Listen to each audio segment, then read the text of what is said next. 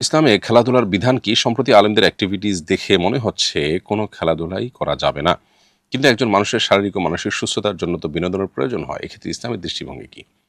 প্রিয় দর্শক, একজন মানুষের সুস্থভাবে পৃথিবীতে বেঁচে থাকার জন্য যা যা দরকার তার সব কিছুর ব্যবস্থা আল্লাহ রাব্বুল আলামিন আমাদের জন্য রেখেছেন।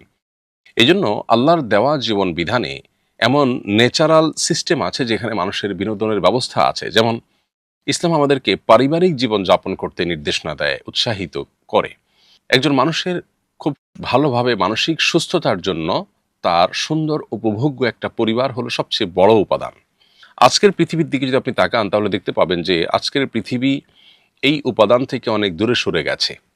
আমরা কৃত্রিম একটা জীবন, কৃত্রিম একটা পৃথিবী তৈরি করছি। আমরা আল্লাহ তাআলার যে নেচার বা আল্লাহর যে প্রকৃতি সেটাকে আমরা ডেস্ট্রয় করে ফেলছি। ফলশ্রুতিতে যেটা হয়েছে যে আমাদের মানসিক প্রশান্তি আমাদের পরিবার থেকে যেটা হবে, যে সম্পর্কে আল্লাহ তাআলা কোরআনে বলেছেন আদম আলাইহিস সালাম যখন তাকে তৈরি করার পর তিনি কিছুটা বিষণ্ণ বা একাকিত্ব অনুভব করতেন, তখন আল্লাহ তাআলা হাওয়াকে সৃষ্টি করলেন। মা হাওয়াকে সৃষ্টি করে তার সঙ্গী হিসাবে দিলেন এবং আল্লাহ বলেছেন এর কারণ হিসাবে লিতাসকুনু ইলাইহা, যাতে করে তুমি তোমার সঙ্গিনীর কাছে তার সঙ্গে কাটানো সময়গুলো বা তার সঙ্গে থেকে তুমি যেন আন্তরিক এবং মানসিক প্রশান্তি যেন লাভ করতে পারো। তো মানুষের সুস্থভাবে বেঁচে থাকার জন্য সুস্থ বিনোদনের দরকার আছে এবং মানসিক প্রশান্তি লাভের জন্য বিভিন্ন উপায় অবলম্বন করবার দরকার আছে।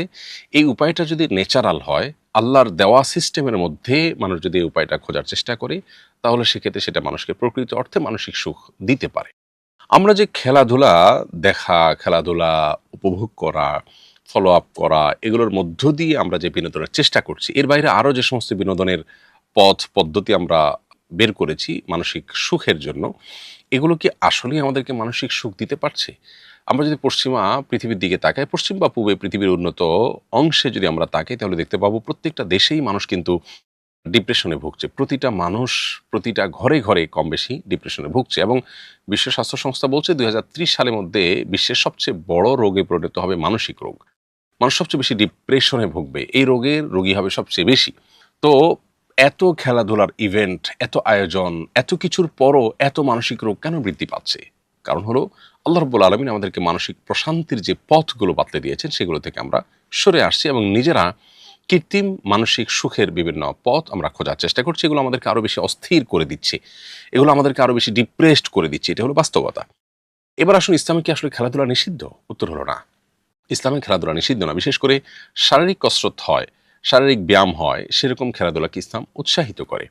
নবী করিম সাল্লাল্লাহু আলাইহি ওয়াসাল্লাম নিজে দৌড়াদৌড়ির প্রতিযোগিতায় তিনি অবতীর্ণ হয়েছেন তার স্ত্রী আয়েশা রাদিয়াল্লাহু তাআলা আনহার সাথে, এবং অন্যদের যে প্রতিযোগিতা যেগুলোতে শারীরিক কসরতের ব্যাপার ছিল বা আপনার যে প্রতিযোগিতা বা যে খেলাধুলা মানুষের কাজে লাগবে এরকম বিষয় ছিল, যেমন ধরুন ঘোড়া দৌড়ানো, তারপরে আপনার তীর মারা, তারপরে আপনার দৌড়াদৌড়ি, শারীরিক কুস্তি যেটাকে বলে, আপনার ফিজিক্যাল ফিটনেসের ব্যাপার, এই জাতীয় যে খেলাধুলা আছে এগুলোতে নবী সাল্লাল্লাহু আলাইহি সাল্লাম উৎসাহিত করেছেন, বিধায় ইসলাম সেগুলোকে নিষেধ করে না। কিন্তু যেই খেলাধুলাতে এরকম কোনো বিষয় নেই অথবা শারীরিক কসরত থাকলেও সেখানে অন্য হারাম উপাদান আছে, যেমন সতর খোলা হয়, খোলা ছাড়া খেলা যায় না।